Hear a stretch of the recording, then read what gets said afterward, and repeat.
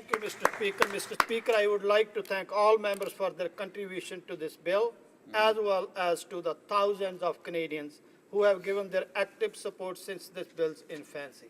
Once again, Mr. Speaker, my bill is based upon three beliefs. I believe in more pathways to integration. Our troops deserve the highest respect.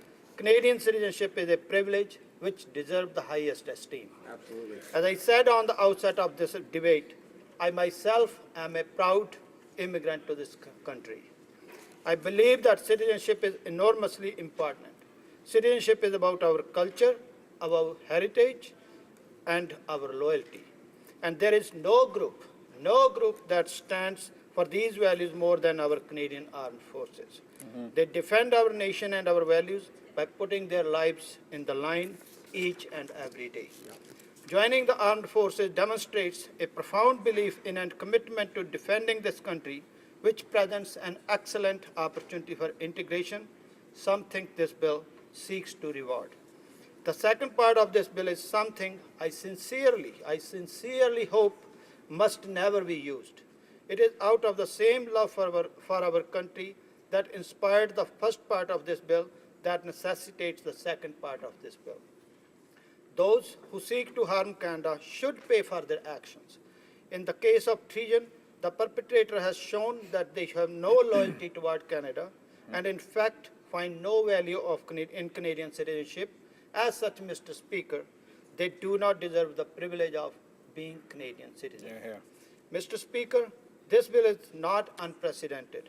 Numerous Western democracies, including the United Kingdom and the United States, already have similar laws that allow for renunciation of citizens for act of treason. Furthermore, Mr. Speaker, this law is simply a necessary step in widening Canada's existing legislation. Section 10 of Canadian Citizenship Act already provides for the deprival of citizenship, and Section 46 of the Criminal Code clearly identifies treason as a crime. Mr. Speaker, until 1977, people who committed acts of treason would be punished by removal of their Canadian citizenship.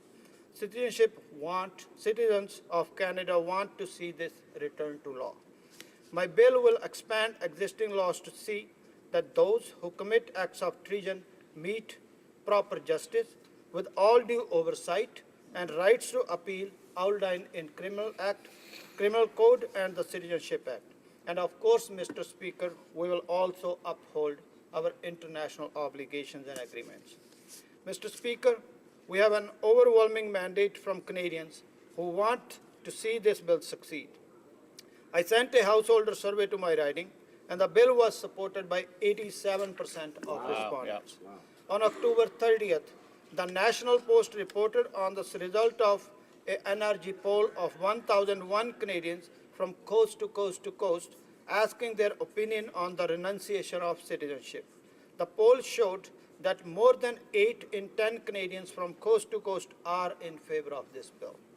Furthermore, the Calgary Herald editorial board, along with the Ahmadiyya Muslim Jamaat Canada, the Somali Canadian Education and Rural Development Organization, Immigrants for Canada, Centre for Immigration Policy Reform, Muslim Canadian Congress, BNI Brit Canada, and many more organizations have endorsed my bill, demonstrating the wide array of support from Canadians of all backgrounds and walks of life.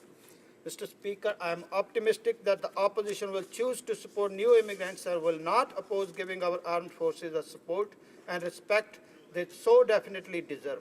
I'm sure members of all parties will continue to be as open-minded to having a real discussion on this important issue in committee stage, as members from both the NDP and Liberal parties stated they were in the previous hour of the debate. In that spirit, Mr. Speaker, I want to once again reiterate that I'm open for any and all amendments which are in line with the aims and intents of the legislation. I want to do the following, Mr. Speaker: create more pathways to integration, support the brave men and women who serve in armed forces, and underscore the immense value of Canadian citizenship. Bottom line, Mr. Speaker, let's reward those willing to put their lives on the line for Canadians and ensure those who would attack the men and women who put their lives on the line to defend our freedom pay for their action. Thank you, Mr. Speaker. Hear, hear. Good job.